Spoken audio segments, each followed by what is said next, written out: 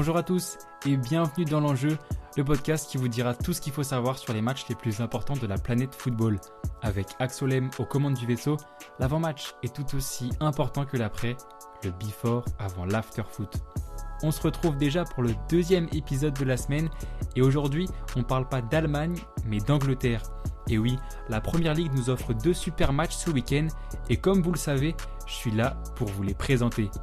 Sans plus attendre, commençons par le premier qui se jouera samedi à 13h30, c'est Liverpool-Chelsea. Bon, la saison dernière, Liverpool a fini 2e, Chelsea 3e, ça doit être la même chose cette année, non ? Eh bah, pas du tout. Ce qui était un véritable choc du haut de tableau il y a un an s'est transformé en une rencontre de milieu de tableau cette année. Et oui, si vous suivez un peu la Première Ligue, vous avez remarqué que Liverpool est 9e et Chelsea 10e au classement. 2 équipes en perdition donc qui s'affrontent à Anfield pour espérer se remettre sur le droit chemin en 2023. Commençons par Liverpool qui est méconnaissable depuis le mois d'août. Les Reds ont déjà été vaincus 6 fois en Première Ligue, c'est déjà 3 fois plus que l'ensemble de la saison dernière. Avec 28 points en 18 matchs, Liverpool réalise tout simplement sa pire moitié de saison depuis l'arrivée de Jürgen Klopp sur le banc en octobre 2015. Les Reds restent d'ailleurs sur 2 défaites de suite en championnat, dont la déroute 3-0 à Brighton samedi dernier où ils ont été humiliés dans le jeu. Le coach allemand a même déclaré qu'il ne se souvenait pas d'un pire match depuis son arrivée. La défense est également pointée du doigt puisqu'avec déjà 25 buts concédés, les Reds égalent presque les 26 buts de toute la saison dernière. Mais alors, que se passe-t-il à Liverpool, le club qui a toujours fini sur le podium depuis 4 ans ? Difficile de trouver la réponse absolue, mais il semblerait que ce soit l'addition de plein de petites choses qui l'expliquent. Certains évoquent l'impossibilité de Klopp à se renouveler, d'autres pointent les cadres comme Salah ou Alexander-Arnold, meilleurs buteurs et meilleurs passeurs de Première Ligue l'an dernier, qui peinent à lancer leur saison. Quoi qu'il en soit, le départ de Sadio Mané pour le Bayern a fait du mal à cette équipe. La réception de Chelsea samedi se fera par ailleurs sans de nombreux joueurs blessés, ce qui pourrait être un autre facteur explicatif de ce début de saison d'ailleurs. À l'infirmerie, Luis Diaz, Diogo Jota, Virgil van Dijk et Darwin Núñez ne seront pas de la partie. En revanche, la recrue hivernale Cody Gakpo le sera sans doute.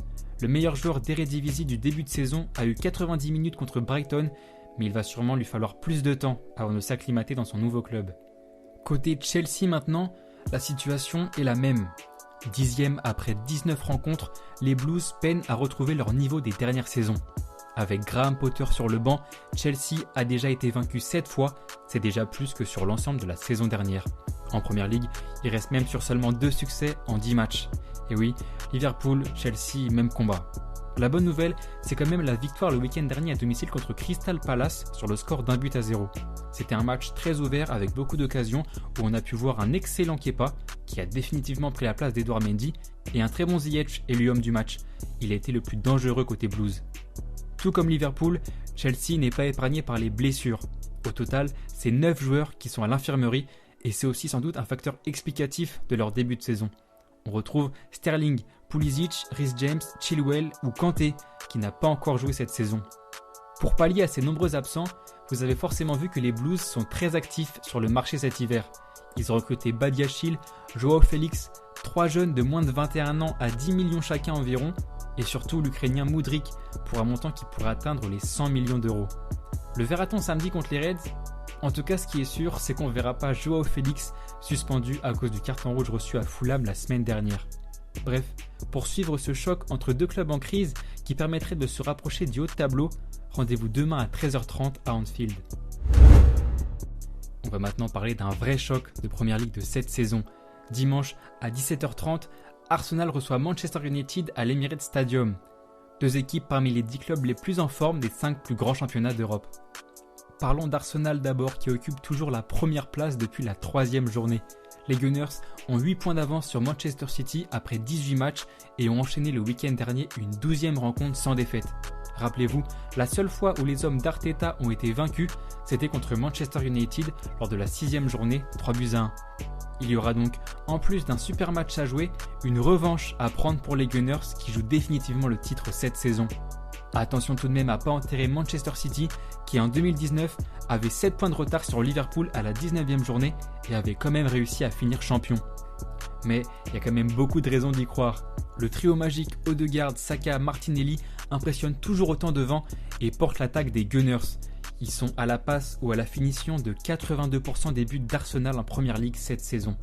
Ça a par exemple été le cas dimanche dernier contre Tottenham lors de la victoire 2-0 où Saka a d'abord poussé Lloris à la faute de main avant qu'Odegaard double la mise d'un super tir aux 25 mètres. On a comme d'habitude vu un super Arsenal, excellent dans le jeu en première période et solide en deuxième avec un Ramsdale impérial. Avoir un bon gardien, c'est aussi ça, être champion, surtout en Angleterre.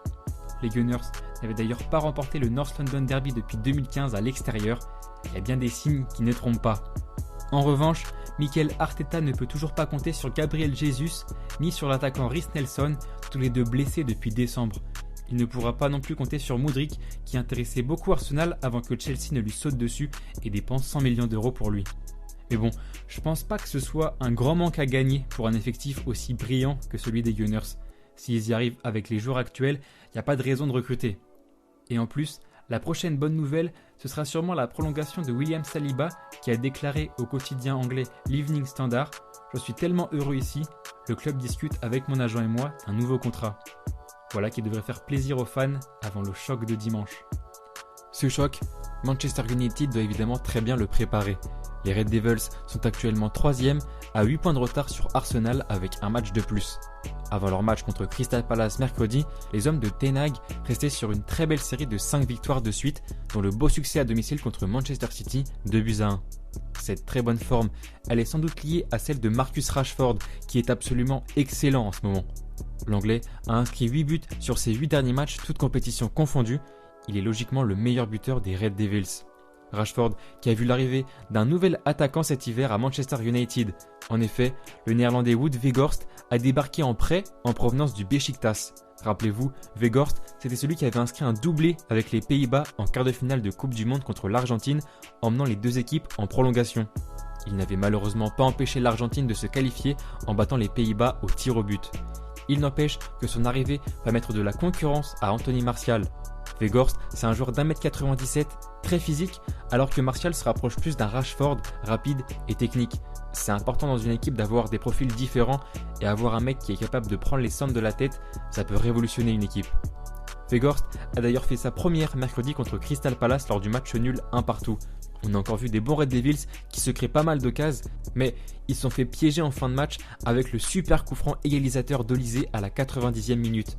Allez le voir si vous ne l'avez pas vu parce que ça vaut vraiment le détour. Lors de ce match, Casemiro a d'ailleurs pris un carton jaune qui est loin d'être anodin puisque c'est son 5e avant la mi-saison, ce qui veut dire qu'il sera absent contre Arsenal. Petit coup dur donc pour Ten Hag qui en a fait sa pièce maîtresse au milieu de terrain.